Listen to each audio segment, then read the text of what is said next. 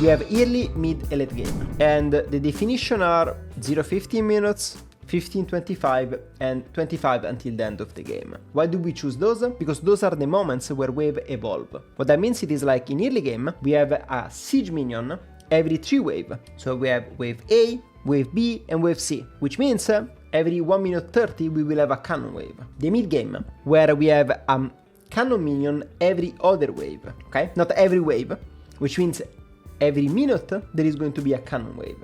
And why is that so important? Well, first of all, because a lot of the macro plays are based on these cannons. What's the difference between trying to take a side lane tower during a normal wave or a cannon wave? I would say the time you need to push it and get it into the tower.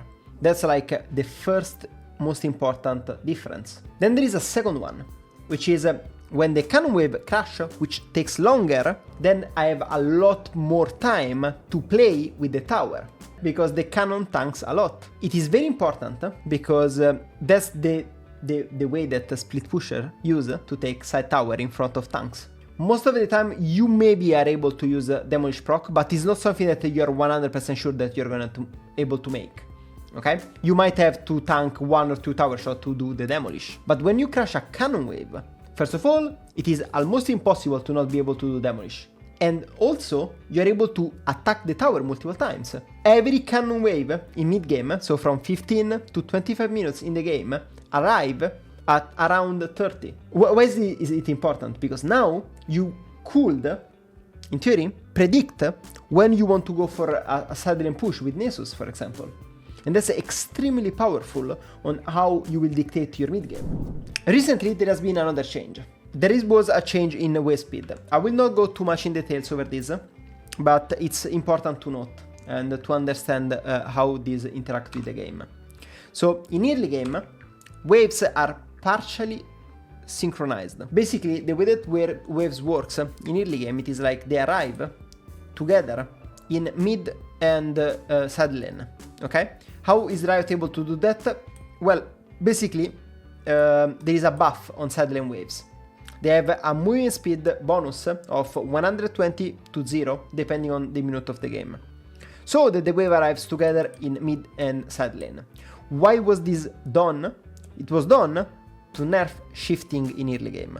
So what they did the last patch, or 2 patches ago, sorry, they partially reverted this. Basically, during the game, it will evolve, and the side wave will arrive later and later and later and later, depending on the game state, okay? Now, what this means, it means that when you are reaching around level 9 to 10 in solo lanes, then the wave are going to be to have like a 3 to 4 seconds difference, which is something that you can use to shift better, okay? And then in mid-game, the wave are desynchronized. Side waves arrived around 8 seconds later than mid lane ones, okay? That's really important because it is the whole fundamental of mid-game shifting. Let's talk about shifting roles. This is going to be extremely important. I use a simple definition for the roles during shift and in general mid-game. We have the core and we have the side. So the core, it is the players needed for the contest of mid lane. Usually it's composed of bot laner, jungler and support, okay? I call them the core because they are the core part of what I need to contest mid lane. And some composition will need the help of top laner in case it's the only tank. That's something that is really important to understand, that some composition will have as a core not 3 member but the 4. Because the jungler, the top laner is maybe the only tank of the composition and you need him to create space for yourself. Could happen. Like in that case, you will need him every single time you want to contest a neutral mid wave. And that's extremely important to understand when your role is like that, you know? Because then you will have to adapt your whole macro to align with that. And then we have the side, whereas team comps could have 1 or 2 side laners that can play either at alternate timers or they can play together side, which is the classic 1-3-1, right? I mean classic, old classic, because it's not as used anymore in common League of Legends. Let's talk about fogging now. So what it is fogging? Fogging, it is using at our own advantage the information we're able to gather. So why is it important to learn fogging? Well, League of Legends, it is an hidden information game. Giving full information to the enemy team is like playing poker with your hand fully shown. Fogging, it is extremely important, because understanding what information are the enemy able to gather. League of Legends, it is an hidden information game, and if you are not shown in the enemy vision, then you're in fog. And if you're in fog, opponents will not know what to expect from you. And there is a lot of tricks over this.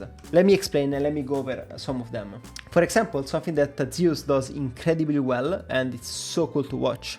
It is when he needs to contest the wave here, but he's not safe. What he does is he keeps baiting the opponents.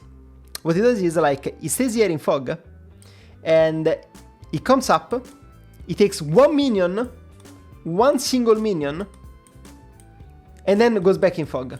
Yeah, Multilag remembers it. And then he does it again. So imagine you are in enemy team. You see this guy that comes and is pushing the wave. Then you say, oh, you are here. Let's say like you are here, and you are here, okay? You see this guy. Let me use blue so that it's clearer, okay? You see this guy and, that is showing on the map, and you're like, oh shit, we can go kill him, okay? So you start to move. You start all to move, but then he goes in fog, and you're like, oh shit, he's back. It's a waste of time if I go. So you go back yourself, and then he shows again, and then you're like, oh shit, we need to go punish. And then like he goes back again, and he does this the entirety of the game, and gets you completely crazy and mad about, because you will try to punish him, but you are not, because you never know if he's gonna show again or not. You're just waiting there. And makes you like in this position where you don't know if you can go to punish him or not, and in the end either you give up completely or you overforce and you waste a lot of times.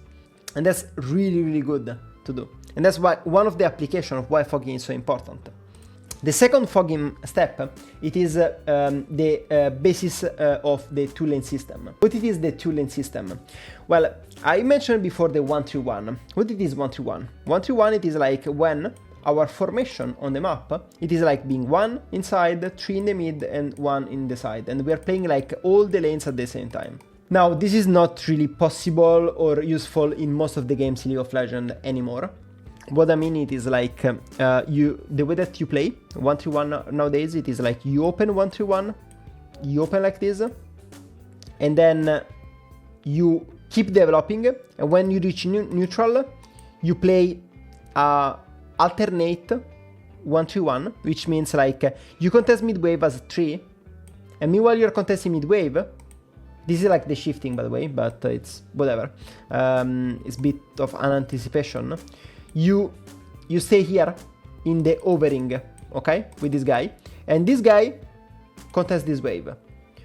Then what happens is, once this guy take the waves, he goes in fog, and then when he goes in fog, you show here and you take the wave, okay? And then you repeat this like even further on the next step of evolution of the map. Why is this important? Because the 2-lane system is basically a concept which says that you're never going to show in 3 waves at the same time over the flame line, okay? Which is basically like the T2 line, okay? You never show in 3 lanes when you're here. In all this part here, you're never gonna show on 3. You're always going to show on 2. What that means? It means that if one guy is catching top lane and people are contesting mid lane, then if you're here in bot lane, you just stay in fog. You wait that these guys push. When he pushes, you go. So if you're not showing, it means you could be here. And now I've said that the core it is here, okay? But you don't need all the time to show the whole core. Sometimes it's gonna be only the AD carry showing and the other 2 are gonna be here. So when they don't see you, they cannot force in mid lane, because you might be there. But you also might be behind this guy, so you cannot force on this guy either. And in the moment that this guy finishes to push and is in fog, then this guy could be mid lane already. If enemy team sees all 3 lanes showing here, they know exactly what's happening. And so they can decide, oh yeah, I'm not gonna take this mid lane wave, but we are going to go here as a 5 and go for those guys. And then what happens when you show on 3? If my side laners don't go fog, can I in mid go fog? Yes, that's what you should do. If both side laners are showing, you should not contest mid lane wave, because it's very dangerous. And that's a really good trick for AD carries to understand how to not die mid lane randomly.